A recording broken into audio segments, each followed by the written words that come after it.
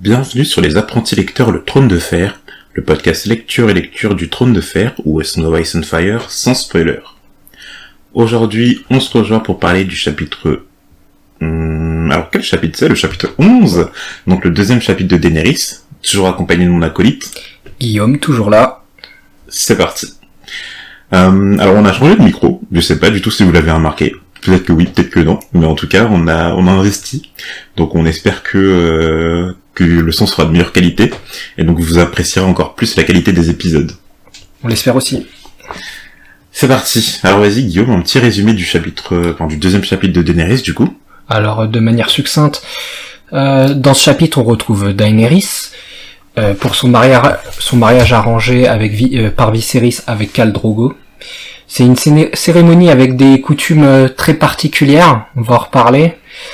Et elle aura droit à divers cadeaux, beaucoup de cadeaux, et notamment des œufs de dragon. Et c'est à l'issue de ce mariage, donc, qu'elle part avec Khal Drogo pour sa première nuit de noces. Ok.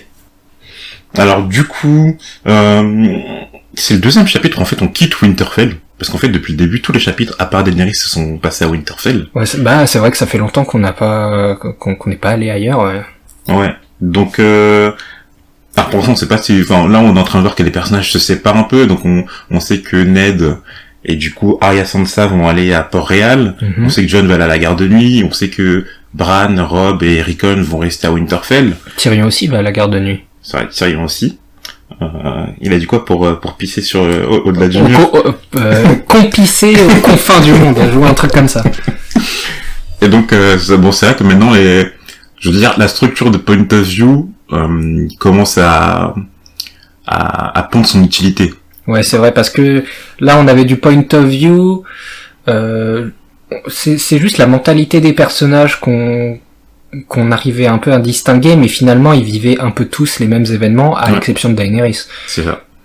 Donc c'est vrai qu'on avait le même événement avec différents points de vue, mais là on va avoir plusieurs événements avec différents points de vue. Et donc c'est ça qui fait la beauté du tome et la beauté de la saga, quoi. Donc revenons à nos moutons. Daenerys. Ok. Moi je t'ai dit, en plus on en a parlé en off, les chapitres de Daenerys, je crois que pendant ma première lecture, c'est vraiment ceux qui... Alors je dis pas que c'est ceux qui m'intéressaient le moins, mais en fait tous les personnages à peu près sont à Westeros. Du coup quand tu vas chercher Daenerys dans ces chapitres et tout, tu quittes complètement le monde des 7 couronnes, et là tu vas la rejoindre et tout dans son continent, avec son peuple, ses coutumes, etc. Et donc tu sais, des fois t'es happé par une action, etc. Et en fait t'as l'impression que c'est une vraie coupure en fait. Ouais, t'as l'impression de lire limite un spin-off, quoi. Genre t'as l'impression d'être dans un autre bouquin, quoi. C'est tellement différent. C'est ça. Donc bon, bien sûr et tout, on sait que c'est Daenerys, celle-là, on sait qu'elle a des liens avec le monde des 7 couronnes, forcément. C'est la fille du roi fou, du feu dernier roi fou. Sûrement et tout, qu'il va se passer des choses avec les autres personnages et tout, etc. Mais pour l'instant, on n'est pas du tout là, quoi. Ouais, elle en est encore loin. Ouais. Donc le chapitre débute par le mariage de Daenerys avec Khal Drogo à Pentos. Donc on revient toujours à Pentos. Quand on avait quitté Daenerys lors de son premier chapitre, je crois qu'on l'a quitté sur justement la vision de Khal Drogo, du coup. On sait que Khal Drogo, en fait, il avait été logé par les hauts dignitaires de Pentos et tout, dans une tour à l'extérieur de la ville, parce que, je sais pas si tu te rappelles, parce que ça fait très longtemps qu'on a enregistré cet épisode, mais en gros, ils ont dit que quand t'as une armée de Dothraki qui arrive au niveau des remparts de ta ville, t'as deux choix, soit tu te bats avec les Dothraki, soit tu leur laisses l'hospitalité, et puis t'espères qu'ils te laissent tranquille, quoi. Ouais, bon, et visiblement, là, ils se sont installés, ils ont installé tout le monde, genre, les esclaves, les femmes, le bétail, ils ont tout mis. Alors du coup, est-ce que t'as retenu, du coup, ça fait partie de quelle communauté, entre guillemets? Parce que du coup, c'est un nom, tout ce regroupement de personnes au niveau du Khal. Le Khalasar. Le Khalasar, ouais. Donc justement, le Khalasar de Khal Drogo, comme tu dis, il campe à l'extérieur de la cité de Pentos. Alors, on apprend au début du chapitre que Jorah Mormont, il a rejoint la garde de Viserys, et Daenerys depuis la vente ou l'échange de celle-ci à Drogo. Ouais. Donc, on avait déjà un peu parlé de Jorah Mormont. On avait déjà parlé des Mormont, tu te rappelles, c'est une maison Bannerets de qui? Bannerets des Stark. Ouais. Et donc, du coup, celle qui commande la maison, tu te rappelles de son nom ou pas?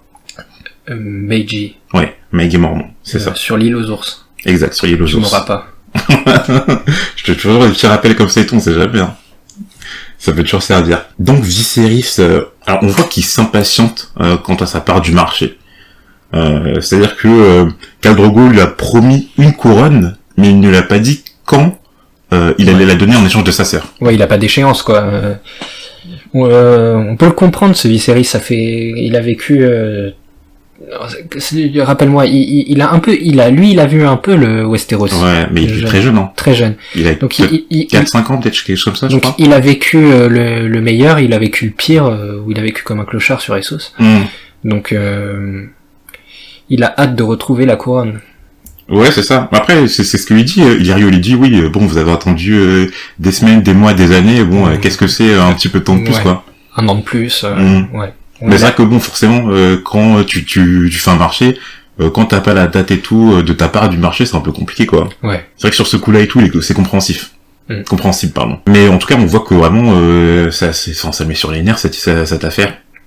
Et c'est Jorah qui lui précise que alors les Dothraki sont des hommes de parole, mais il ne faut pas réclamer son dû. Il faut le demander comme étant une faveur. C'est-à-dire que c'est un procédé d'échange, c'est vrai, mais en tout cas je veux dire ce qu'il aura, la couronne que doit avoir Viserys, il ne faut pas qu'il aille la réclamer à Drogo. C'est lui qui va le donner en temps et en heure. Ouais. Donc ça laisse Viserys dans une position un peu compliquée parce que Drogo il a pas l'air très commode, mais je pense que c'est pas le genre de mec que t'as envie de faire chier, honnêtement. Ouais. Je pense pas que c'est même celui qui se laisse marcher sur les pieds, quoi. Je pense pas que c'est Daenerys et tout. Enfin, on voit bien Daenerys et tout, mais même tu vois quand Daenerys dit, enfin quand Viserys exclame je suis le dernier dragon, c'est Daenerys qui pense dans sa tête les dragons n'existent plus. Donc même si sa sœur et tout en s'enfant intérieur elle le respecte pas, je suis pas sûr que c'est Khal Drogo qui va le respecter. Ouais, c'est ça. Et surtout, en plus, c'est ce qui irrite encore plus Viserys, c'est qu'en fait, Jorah, quand il lui dit ça, il dit que une demande ne doit pas venir d'un être inférieur, en fait. C'est-à-dire que pour Jorah, en tout cas, c'est pas qu'il considère, mais en tout cas, ce qui irrite Viserys, c'est que du coup, il se dit que Drogo le considère comme quelqu'un d'inférieur. Bah ouais, mais en même temps, Drogo, bon, il a gagné une meuf, quoi. Il a eu sa femme, mais au final, Viserys. En fait, Viserys, c'est parce qu'il se considère comme l'héritier des sept couronnes, quoi, l'héritier légitime. Ouais, mais Drogo, il s'en bat les couilles, tu vois. Enfin, qu'est-ce qu'il a... Ouais, qu'est-ce qu'il en a à faire, c'est vrai. En vrai, j'imagine juste la situation, tu vois. Ok, c'est un mec de parole, mais si je lui donne pas Drogo, dans sa tête, il doit se dire, si je lui donne pas sa couronne maintenant, qu'est-ce qu'il va faire, quoi. Il va faire quoi? Ouais, c'est vrai que honnêtement, qu'est-ce qu'il va faire, Viserys? C'est un marché un peu inéquitable. Et donc, je viens de dire et tout que Viserys, justement, il se considère comme le dernier dragon, ce qui n'est pas le cas de Daenerys.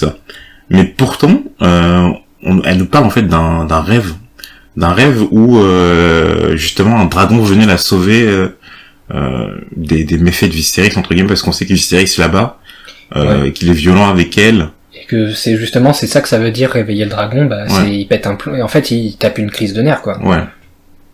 Donc c'est pas du tout c'est très métaphorique, quoi, mais il réveille alors que le rêve de Daenerys où elle rêve d'un dragon n'est pas du tout métaphorique. Et donc on sait que le mariage de Daenerys et Drogo il dure de l'aube jusqu'au crépuscule, enfin c'est ce qu'on nous dit en tout cas. Et donc par rapport à ça, on a un aperçu de l'allure et des coutumes des Dothraki avec l'œil de Daenerys. Donc ils sont très nombreux, on a dit que c'était à peu près 40 000. Dans son Khalasar, on a une idée numérique de ce peuple. Mais j'ai juste un problème avec le nombre, c'est que il me semble que dans les précédents chapitres, ils disaient genre 100 000. En gros, j'ai l'impression que ils sont pas du tout sûrs de la quantité de personnes dans le Khalasar qui est un peu qui varie. Ah ouais? Alors je me souviens pas du tout quand ils ont dit 100 000. Tu te rappelles? Enfin, t'as peut-être des souvenirs de ça? J'ai des souvenirs comme quoi le chiffre a changé. D'accord, ok. Alors là, faudra qu'on vérifie. On fera un edit au prochain épisode si jamais on a dit une connerie. Mais il me semble, le chiffre varie en fonction, entre les chapitres. Genre, peut-être ça rajoute un truc, genre, on n'est pas sûr tu vois, il y a des spéculations de la part de Viserys ou d'Illyrio sur le chiffre. Je sais pas, en 40 000 là, c'était un peu pas le narrateur, mais tu vois, c'était pas quelqu'un qui disait oui, il y a 40 000 personnes. Je crois que c'était vraiment dans la narration, quoi. Il n'y a pas de narrateur, c'est... Oui, c'est un point de vue extérieur, si tu veux, mais dans le cas avec le chiffre de 40 000, il avait l'air objectif, mais faudra t'as raison, faudra qu'on vérifie, qu'on fasse un edit. Et donc, on apprend du coup que lors de leur séjour dans les cités libres, les Dothraki étaient enclins à adopter des parfums et des tissus délicats, mais quand ils reviennent au dehors, à la nature, c'est là qu'ils laissent transparaître leur véritable tradition, quoi. Donc on voit que hommes et femmes sont à l'aise avec la nudité, y a pas de problème avec ça. Ouais. Les hommes, on apprend aussi que les hommes graissent. Alors ça a l'air important parce qu'ils graissent leurs tresses avec de l'huile de naphte. Donc et du coup c'est que comme on a une deuxième mention des tresses je sais pas, de l'accouplement de Daenerys avec Drogo à la fin du chapitre et tout. Aussi, Daenerys, elle doit lui enlever ses clochettes et tout, elle doit délier ses cheveux, tenir ses cheveux. Donc, c'est quelque chose qui est assez important pour eux, les tresses en tout cas. Ou quelque chose qui est assez traditionnel, du moins. Il me semble que ça a été expliqué au premier chapitre de Daenerys que la longueur des cheveux détermine la valeur du combattant, vu qu'on te coupe les cheveux quand tu es vaincu. Ouais. Donc, forcément, je pense que les cheveux, ça a une grande importance pour importance pour eux. C'est ce qu'elle dit Daenerys à la fin de chapitre, c'est-à-dire qu'elle a dit qu'elle a jamais vu des cheveux aussi, je sais plus ce qu'elle dit, aussi noirs, aussi lisses, quelque chose comme ça et tout. Enfin bref, on s'en fout un peu, hein, c'est des détails et tout, mais bon, le diable se cache dans les détails. D'ailleurs, longueur des cheveux et puissance, petite référence biblique à Samson qui tirait sa force de la longueur de ses cheveux. Donc les Dothraki aiment aussi les chevaux en tant que monture, ça c'est sûr, mais aussi en tant que nourriture. Donc ils mangent du cheval rôti et ils boivent du lait de jument. Alors je sais qu'il y a des connaissances de moi qui ont déjà mangé du cheval. Il y en a qui aiment bien, il y en a qui aiment pas. Moi j'ai jamais mangé. Mais je sais plus si c'est autorisé en France de manger du cheval. Si c'est autorisé. C'est autorisé ? Bien sûr. Ok. Il y a il y a aussi des cultures où le lait de jument ils le font fermenter et ça fait des alcools aussi. Je pense que c'est très probable qu'ils fassent ça aussi chez les Dothraki. Et Daenerys, lors du mariage, elle était assise à côté de Khal Drogo, donc forcément les époux sont à côté. Et près d'eux se trouve, alors d'une part du côté de Daenerys, donc Viserys, forcément son frère, Jorah Mormont, qui a rejoint leur garde, Illyrio Mopatis, normal, celui qui les a logés, et donc même celui qui a fait la transaction entre les deux. Et du côté de Khal Drogo se trouvent ses 100 coureurs. Ouais. Alors, on a la mention du coup de leur nom en fait, pour la première fois, au 100 coureurs de Khal Drogo. On en a 3. Ouais. Alors, du coup, on a c'est ceux qui offrent à Daenerys des armes. Ouais. On reviendra à peu près au cadeau, mais juste pour leur nom et tout, t'en souviens ? Ouais, c'est Ago, Ko'olo, et Koto. Ok. Et donc en fait, alors là c'est d'un point de vue assez objectif, mais aussi du point de vue de Daenerys, on sent que Viserys il est totalement furieux par le fait que Daenerys en fait reçoive toute l'attention. C'est quelque chose qui forcément c'est son mariage, il est con. En soi oui, mais tu vois Daenerys, en soi pour lui Daenerys a tout le temps été un maître inférieur en fait. Ouais. C'était sa petite sœur, c'était celle qui le suivait. Pour lui c'est qu'une transaction en fait. Pour lui Daenerys c'est un outil pour récupérer la couronne. Et donc en fait ça le rend furieux et tout que les gens s'intéressent à elle et pas du tout à lui quoi. Limite avant il dit quoi ? Il dit que le fait qu'on lui apporte d'abord la nourriture et qu'ensuite on lui apporte à lui, et ça c'est quelque chose qui le met en rogne et enfin tu sens que il est possessif d'une part, mais en plus c'est jaloux, colérique. Rémi susceptible. C'est ça. Et donc pendant le festin, Daenerys en fait elle ne se sent que seule et malheureuse, mais elle doit tout de même aborder un sourire par peur de ce que son frère pourrait lui faire en fait. Ouais. Donc forcément maintenant on sait que son frère est là-bas. Et donc on sent que c'est une peur et tout qu'elle a eu depuis toute son enfance quoi, parce que forcément elle doit soutenir son frère, elle doit le contenter et puis elle sait que si tout ça se passe mal et tout, c'est sur elle que tout ça va retomber en fait. Rappelle-moi l'âge de Viserys, donc Daenerys elle a genre 13 ou 14. Et Viserys doit être un peu plus vieux, peut-être de 3 ou 4 ans de plus, quelque chose comme ça. Ouais. Je crois pas qu'on ait une mention de son âge à Viserys. Ok. Et de plus, en fait, Khal Drogo, il parle même pas à Daenerys. En fait, il lui parle pas, il la regarde que très brièvement par-ci par-là. Et en même temps, on sent que la langue, ça va être un problème dans leur couple. Par ce passage, et aussi à la fin du chapitre. Parce qu'en fait, il parle la langue des Dothraki. Forcément, bon, c'est un Dothraki. On dit qu'il parle quelques mots alors ils disent du valyrien, je sais plus l'adjectif. C'est pas barbare, c'est quelque chose comme ça, quoi. C'est un valyrien un peu... Dégénéré, voilà. Ouais, voilà. Un valyrien dégénéré des cités libres. Donc, c'est-à-dire qu'il y a deux sortes de valyriens. Il y a un valyrien, justement, qui a l'air bas de gamme, qui vient des cités libres. Et donc, il y aurait une autre sorte de valyrien. Ou peut-être d'autres valériens, hein, plusieurs, on sait pas. Mais en tout cas, c'est vrai que il y a plusieurs formes de valériens, et que celui qui est parlé dans les cités libres, c'est celui qui est considéré comme étant inférieur, quoi. Ouais. Et il parle absolument pas la langue de Westeros. Ouais, pas du tout un mot. Bah, si, c'est un seul mot. Waouh. Waouh, le bilingue. Ouais, il sait dire non. Exact. Et donc, Daenerys, pour se rassurer et pour se redonner de la force, elle se répète, donc je suis Daenerys du Typhon. Donc du Typhon, référence à... à sa naissance, elle est née en pleine tempête. Ouais. À Père-Dragon. Donc princesse de Père-Dragon, forcément. Quoique, du coup, princesse de Père-Dragon, ce qui est assez chelou, parce que Père-Dragon, je sais plus à quel moment on l'a dit, mais on sait que c'est réservé à l'héritier, en fait, des 7 couronnes. Ouais. Mais du coup, Daenerys, elle a jamais été en ligne de succession. Attends, c'est dit princesse de Père-Dragon ou héritière de Père-Dragon? Non, princesse de Père-Dragon. Bah, tu peux être une princesse sans être l'héritier. Oui, mais quand t'es prince, oui, pourquoi pas, mais généralement... Bah, t'as prince Geoffrey et prince Tommen. Ok. Seulement, c'est sans Daegon le Conquérant. Donc forcément, Daegon le Conquérant. Pendant le mariage, alors des hommes se battent et meurent, car un mariage, d'après ce qu'on nous dit, sans au moins 3 morts est un signe de mauvais augure. Donc comme tu dis, dans leur tradition assez barbare, quoi. Ouais, des coutumes particulières. J'espère qu'il n'y a pas des mariages tous les 3 jours, parce qu'à 40 000, tu fais 3... Alors, on sait qu'à la fin de ce mariage, il y a eu 12 morts. Ouais, bien, quoi. Ouais, voilà. Bon mariage, c'est... Carré. 12 morts et tout, c'est pas mal. C'est pas mal. On est bien, là. Mais c'est pour ça que j'espère qu'il n'y a pas des mariages trop souvent, parce que 12 morts, ça part rapidement, sur 40 000 hommes. Ouais, surtout que si on compte que les guerriers, hein. Parce que c'est 40 000 en comptant les enfants, les femmes, les esclaves, hein. Ah ouais. Non, mais là... Donc bon, c'était, on sent que bon, je pense que Martin, il s'est fait plaisir sur cette cérémonie, mais il s'est dit, vas-y, je vais mettre des trucs de ouf. Je vais lâcher des dingueries dans le chapitre. Là, il est parti à fond, là. Et donc, on voit que hommes et femmes baisent à la vue de tous, car les notions de pudeur et d'intimité n'existent pas pour les Dothraki. Ouais, mais c'est des motifs de baston. Ouais, c'est vrai.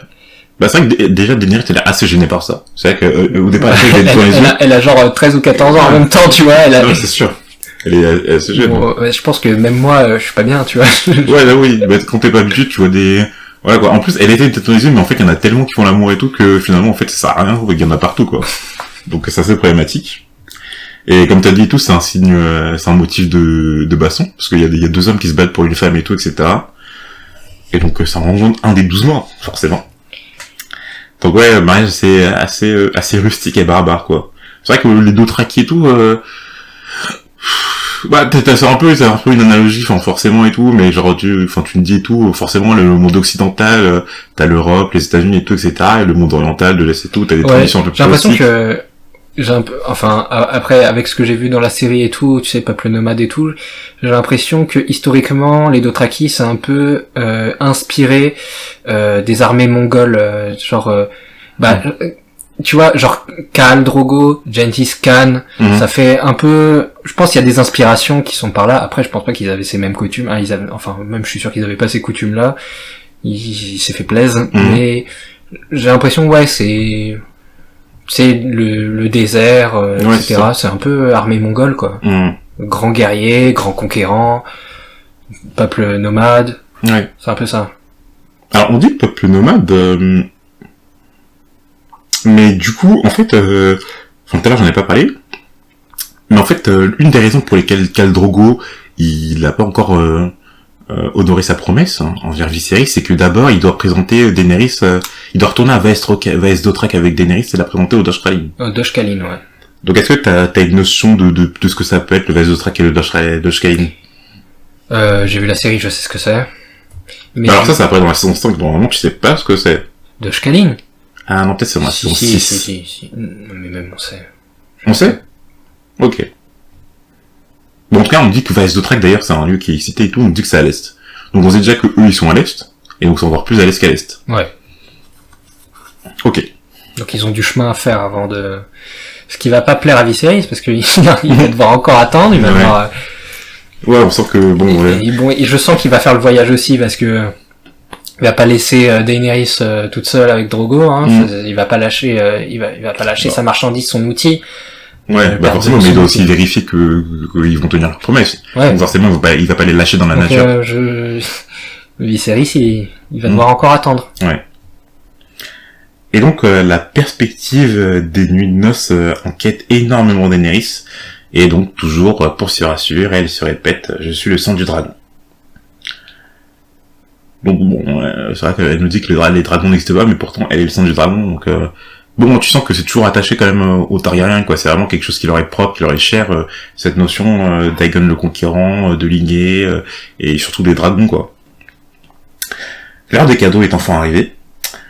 Et donc, on commence par son frère qui lui offre 3 servantes, bien sûr achetées par Illyrio, parce que... il a pas de thune, Viserys.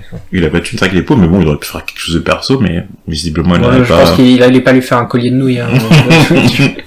Forcément.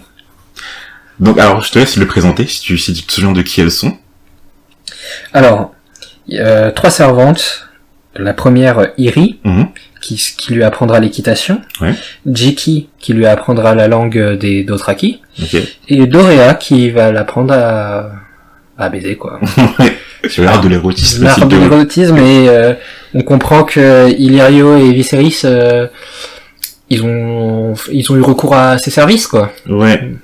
Alors, que Viserys, encore, puis Illyrio, je sais pas, ça me semblait pas quelqu'un qui recourt à des... Tu me dis, il est tellement riche et tout que, je sais pas. Non, regarde, elle y est extrêmement douée. Ouais, Illyrio et moi, nous en portons garant. En fait, j'avais lu ça, mais quand j'ai lu ça m'a surpris, en fait. Parce que je pensais pas qu'Illyrio, c'était un homme et tout, à avoir recours à des prostituées, tu vois.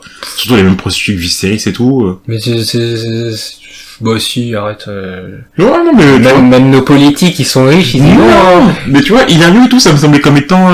Je sais pas. C'était ton gars, t'es déçu de lui. Non. Ça me semble comme quelqu'un d'assez honnête. Non, mais tu vois, enfin, honnête, non, parce que tu vois les genres de transactions qu'il fait, mais je pensais pas que... En fait, c'est plus que ça a été chelou pour moi d'associer son nom à Viserys, en fait, dans cette affaire-là, tu vois. Mais ils ont fait un plan 3, au calme.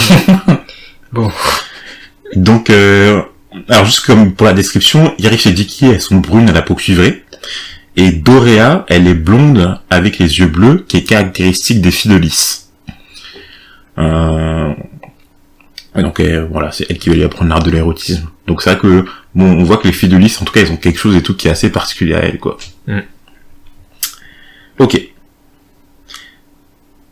Jorah Mormont, ensuite, lui offre des livres de chroniques et de chansons écrits dans la langue des 7 couronnes, ce qui touche énormément Daenerys. Ouais. Donc forcément, parce que faut se mettre à sa place, Daenerys, elle a aucune notion des 7 couronnes. C'est-à-dire qu'elle a jamais connu, elle est née à Père Dragon, mais elle a jamais connu ce royaume. Bah là, en plus, là, elle est complètement perdue elle va découvrir une culture qui lui est complètement étrangère, qui n'a rien à voir avec elle, et trouver, qu'on lui offre quelque chose qui va un peu la rattacher à ses racines, forcément, ça la touche. Ouais. Forcément, ça la touche, t'as raison. Et vient ensuite le cadeau le plus impressionnant, qui lui vient d'Illyrio Mopatis. 3 œufs de dragon, un de couleur verte, un autre de couleur crème, et le dernier de couleur noire. Ils proviennent d'après lui des contrées de l'ombre, par de la Ashaï, et ont été pétrifiés par le temps. Alors là, c'est quelque chose qui est... Ouais, mais alors quand tu reçois ce cadeau et tout, tu te dis, ok, les Daenerys et Viserys sont des Targaryens. Ce sont les descendants d'Aegon le Conquérant qui est venu conquérir Westeros avec des dragons. Là, on est des 2 dragons qui ont été pétrifiés par le temps, certes, mais c'est quand même des œufs de dragons, et ça a l'air d'être un cadeau particulièrement exceptionnel pour que, je sais pas, Daenerys, quand elle les voit, même au niveau de l'esthétique et tout, alors sans la beauté, tu sens qu'il y a une sorte, pas de connexion, mais tu sens qu'elle ressent quelque chose par rapport à ça, quoi. Et bon, ça, on se le dit, tu me l'as demandé en off et tout, on se le disait en off et tout, mais comment ça c'est déjà qu'Illyrio, ils sont en possession d'œufs de dragon, parce que, d'après ce qu'on voit à peu près dans le livre et tout, on voit que, enfin, je crois que je sais pas si c'est dit que les dragons ont disparu, mais en tout cas, on n'a pas de notion de dragon pour l'instant. Tu l'as dit juste avant, Daenerys, elle dit, il y a plus de dragons. Oui, exactement. Il y a plus de dragons. Exactement, bah oui, je suis con. Elle dit, les dragons n'existent plus, forcément. Donc, c'est vrai que ça doit être quelque chose, ça doit être des biens assez précieux, quoi. Et assez rares, même. Ouais. Je suis sûr qu'on en trouve à chaque coin de rue et tout, des œufs de dragon. Bah, même, déjà, ça me pense à Harry Potter, c'est quand Hagrid et tout, il reçoit un œuf de dragon et tout. Ouais. Et il lui dit, on va faire dans un bar, à Paris, un truc ultra louche. Genre, il dit, ouais, je suis pas sûr qu'on en trouve à tous les coins de rue, un mec qui se bat avec un œuf de dragon, Ouais, c'était marrant, ça. Même, on voit que les armes offertes par Koto, c'est un arc fait avec des os de dragons, donc rien que les os de dragons, c'est précieux. Alors, des fossiles d'un œuf, ça doit être inestimable, le truc. Ça doit être inestimable. D'ailleurs, on sait même pas comment il est, parce que là, on a aussi une notion de lieu, tu vois, on a Ashai et, enfin, pardon, les contrôleurs au-delà d'Ashai. Bon, on sait pas trop où c'est, parce qu'on a, la seule map qu'on a, à la fin du tome et tout, c'est la map des 7 couronnes. Donc c'est vrai qu'on a aucune notion géographique et tout de Essos, de Pentos, des autres cités libres, donc de Myr, de Lys, je sais même plus quelle autre cité libre ont été cités déjà dans le, enfin, il y en a d'autres, hein, mais là, je les ai oubliés. Donc c'est vrai qu'Hilario, il paraît assez mystérieux. Donc on sait pas pourquoi. On sait qu'il a recueilli Viserys et Daenerys. Je crois pendant pas mal de temps. Hein. Je crois que ça a été dit pendant un an ou quelque chose comme ça. Ouais, pas mal de temps. Et justement, il se posait même la question, mais qu'est-ce qu'il a à gagner Qu'est-ce qu'il a à gagner à accueillir Et qu'est-ce qu'il a gagné aussi à lui offrir un cadeau aussi précieux, quoi. Ouais. Donc, enfin, tout ça, ça paraît assez mystérieux, quoi. L'homme et tout, il est pas, on n'a pas d'informations sur lui, mais c'est assez chelou, quoi. À voir. Ok. Donc, comme tu l'as dit, bah, les 100 coureurs de Drogo et tout, lui offrent des armes, mais traditionnellement, en fait, Daenerys, c'est de les refuser, pour que ses cadeaux reviennent à Khal Drogo. Et donc, que lui puisse utiliser, ou que ses 100 coureurs puissent les utiliser, forcément. Et j'ai ensuite le cadeau de Drogo, donc le cadeau de son mari. Donc c'est assez étrange parce qu'en fait on se dit que c'est des traditions assez barbares rustiques, mais quand tu vois tout ça et tout, t'as l'impression que Daenerys en fait elle est super respectée, quoi. C'est-à-dire qu'elle est pas vénérée, mais que l'importance de la femme et tout, elle est assez haute au niveau du peuple des Dothraki. Bah, je sais pas, t'as comme ça et tout, on se dit oui c'est un peu barbare, Daenerys elle a peur d'être traitée, d'être maltraitée en fait. Elle a déjà été maltraitée par Viserys, pas forcément, mais elle est refilée comme une marchandise à un autre peuple, à son mari et tout, etc. Elle est mariée de force. Mais par la cérémonie, t'as l'impression que Daenerys, elle est vraiment élevée au niveau de Khaleesi, quoi, et que ça a une certaine importance au niveau des Dothraki. Ouais, bah, la femme du chef, visiblement, ça a l'air d'être vraiment une personne extrêmement respectée. Contrairement aux danseuses de la cérémonie, ouais, c'est deux salles, deux ambiances particulières. Bah, quand tu regardes ce point de vue-là, tu te dis, pour Daenerys et tout, franchement, ok, elle passe d'un statut et tout, où elle était limite au niveau d'une mendiante, au niveau d'une reine, quoi. Donc, ok, non, je comprends bien, elle était mariée de force, c'est pas elle qui a choisi et tout, etc., mais c'est quand même une situation qui est assez avantageuse, elle est pas réduite en esclavage, là. Ouais. Ok, et donc, justement, Drogo va aller chercher son cadeau, et en fait, tu lui ramène une jument. Et une jument qui coupe le souffle à toute l'assemblée. Ouais. Pour Drogo, bah, il fallait un cheval qui soit digne de sa Khaleesi, avec une crinière d'argent pour les cheveux d'argent de Daenerys. Et donc, ça va vraiment d'être un cheval exceptionnel, quoi, la façon dont elle est décrite. Bah, on dirait que même ça réussit à remonter le moral, pendant un moment, à remonter le moral de Daenerys. Ouais. Tellement elle-même, elle était époustouflée par ce cadeau, quoi. Bah, elle lui dit clairement et tout, elle demande à Illyrio de traduire, dis-lui qu'il m'a donné le vent. Il m'a donné le vent. Et donc, bah, comme tu dis, ce cadeau la rassure même, entre guillemets. Et donc, elle se met à chevaucher avec elle, parce que c'est une jument, avec elle et tout pendant quelques temps. Mais l'heure tourne et le crépuscule se rapproche. Donc, les deux époux s'éloignent au bord d'une prairie. Et Daenerys se met alors à sangloter, par peur et crainte de ce qui va lui arriver. Forcément, comme tu as dit, elle a 13-14 ans, ça va être sa première fois. C'est gauche. Ouais. Donc forcément, bon, ta première fois et tout, t'attends à ce que ce soit un peu romantique, mais visiblement... bah en plus, Drogo, il a pas l'air de faire dans la dentelle, tu vois. C'est ça, il a l'air d'être assez musclé, assez stock, assez sérieux, donc... Et même, comme tu dis, tout, genre, en mode, elle le connaît pas. Ouais, elle lui a dit aucun mot, il les regarde pas, donc forcément, tu sais, par crainte, même s'il y a ce cadeau, il y a ce cadeau et tout qui est vraiment alors c'est plein de cadeaux, mais ce cadeau qui est assez, je dirais pas romantique, mais en tout cas ça a l'air de la toucher. Mais en plus Viserys, comment il lui vend le truc, t'as intérêt à le séduire, et même dans le chapitre la phrase choc, je laisserai toute son armée ou tous ses les chevaux avec te violer s'il le faut. Et c'est vrai que bon, pour l'instant, Doré, elle lui a pas appris à l'art de l'érotisme. Donc, de l'érotisme, forcément, si t'as pas l'art de l'érotisme, qu'est-ce que tu fais, quoi? Et en fait, Drogo, elle le surprend à dire un mot de la langue commune des 7 couronnes, qui est non. Ouais.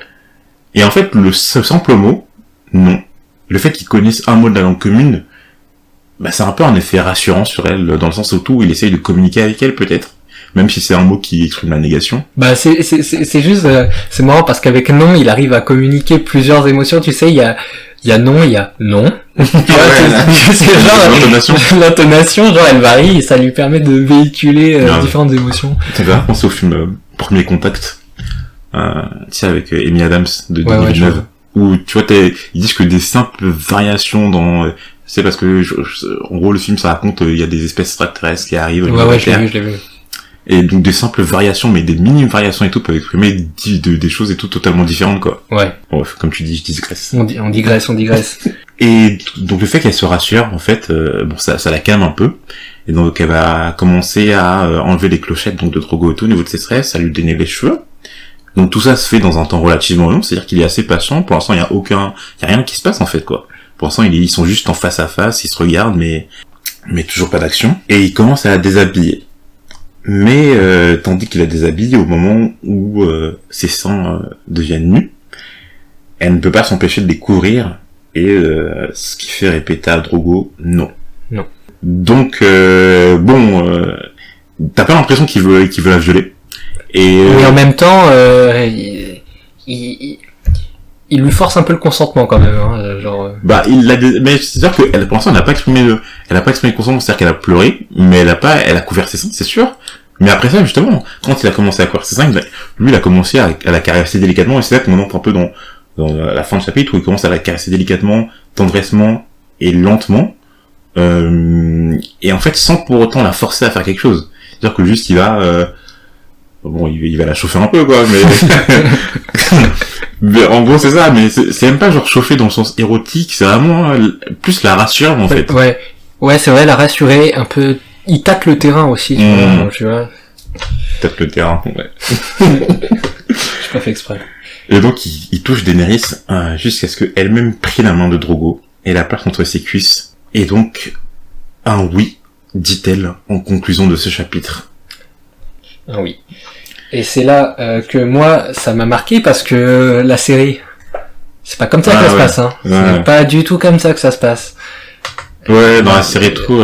Genre il se ramène dans la tente, il l'attrape, Doggy Style, chaque Snoop Dogg 1993, tu connais l'album. Doggy Style, elle pleure, enfin c'est horrible. Ouais. Là, elle a accepté. C'est ça. Elle a accepté. Bah, c'est vrai que Drogo et tout, le viol et tout au niveau du mariage, ça contraste un peu avec le reste de son comportement dans la série en fait. Parce qu'en fait dans la série et tout, il a l'air bon, on va rien dire, on va pas spoiler et tout. Mais en tout cas dans la série et tout, c'est vrai que ça commence par un viol, quoi. Ouais. Donc ça c'est violent. En fait au niveau de la symbolique, du mariage, de Daenerys et tout, sincèrement ça commence pas sur les meilleures bases, quoi, leur vie de couple. Ça commence un peu mieux dans le livre, quoi. Bah même beaucoup mieux, c'est-à-dire qu'elle est consentante et c'est elle qui en a envie en fait, c'est elle qui lui dit bah tu peux y aller maintenant, quoi. Donc je sais pas quelle est déterminée dans la série, mais en tout cas elle est consentante et ok, elle accepte ce mariage au final. Ouais. Parce que Drogo en fait, c'est vrai que là on en a pas parlé, mais lui je sais pas, on sait que c'est un guerrier, on sait qu'il domine son Khalasar, etc. Mais il a l'air de traiter vraiment sa qualité avec respect. Ouais. Avec respect, ouais. Donc t'as franchement t'as une bonne image de lui au final. Hein.